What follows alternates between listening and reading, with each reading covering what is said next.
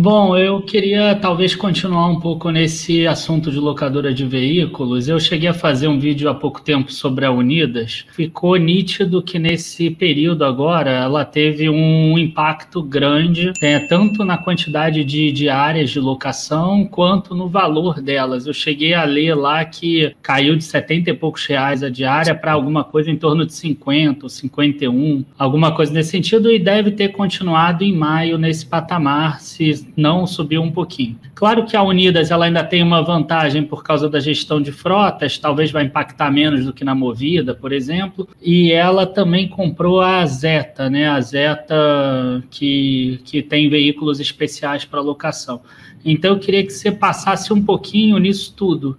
Como é que você vê o impacto agora para o segundo trimestre, bem curto prazo? Se você acha que já está precificado, o que deve vir de queda agora, com menos Uber na rua, com menos gente locando, com mais empresa devolvendo carro, enfim, talvez com menos sinergia com relação a essa nova aquisição, ou se você acha que ainda tem uma pressão para baixo antes de, por exemplo, voltar a subir. Eu acho que você tem. É verdade, é exatamente isso que aconteceu mesmo. Você pegar a diária média do Rent-A-Car, da locação de carros, caiu de fato de 70 e muito baixos para 50 e muito baixos, eu diria 51 ali. Mas a boa notícia é que o volume não zerou, né? Porque quando estava todo mundo em casa, você acreditava que de fato não existia locação de veículos, e o número de Ubers rodando na rua era muito pequeno. E a capacidade, vamos dizer, a utilização dos carros para locação estava entre 55% e 60%, que é muito bom, porque eles nunca trabalham a 100%, né? Um número bom ali entre 77% e 80% você já está com uma utilização de frota espetacular no RAC, né? Então,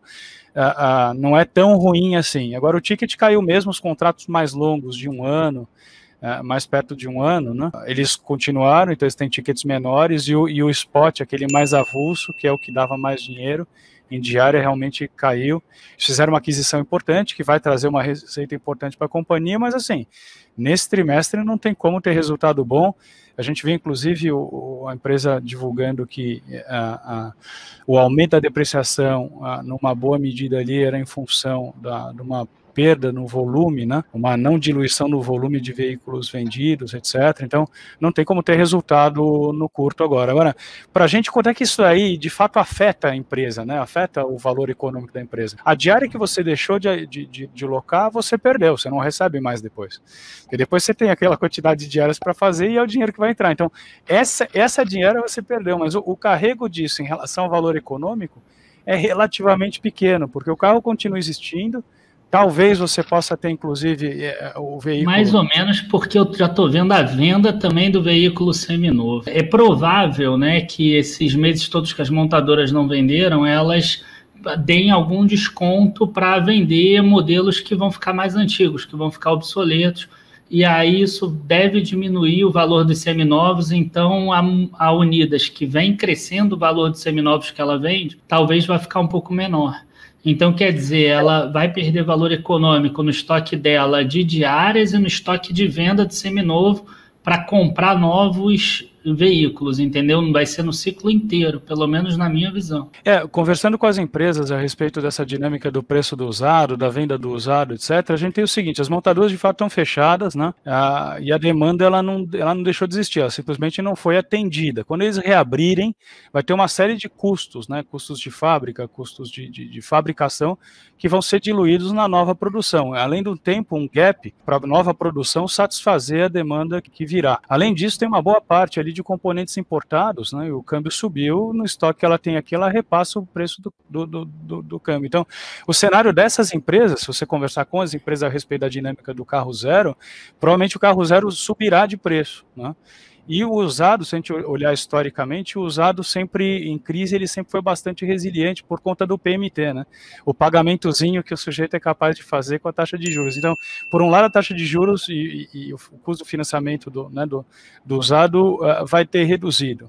a demanda, a demanda pelo usado versus o novo, então quando a gente acompanha ao longo do tempo, e o Daniel tem razão, às vezes a boca de jacaré é gigante, tá? Não significa que porque o veículo zero sobe, o usado sobe porque o zero subiu. Então, existe um passeio dessas coisas, né? Mas hoje as três empresas, inclusive a que mais aumentou a provisão, né, a depreciação, foi a própria Unidas, porque as demais estão confortáveis. Então, o cenário das empresas hoje é esse. É que sobre aquele estoque, que aí sim uma perda importante. A diária, você deixou de ganhar, não diluiu o despesa operacional, então cada dia que você dormiu, em vez de gerar caixa, você está tendo prejuízo, né? Mas isso se recupera e o grande fator de qual a imagem, qual a mancha que o Covid vai deixar para esse negócio, vai ser sobre o preço do usado na hora da venda, né? Se a depreciação por tempo dele vai ser maior ou menor do que a apreciação ou queda do preço do veículo, né? Fora isso, não GTF, gestão de frotas é bom para ela, hein?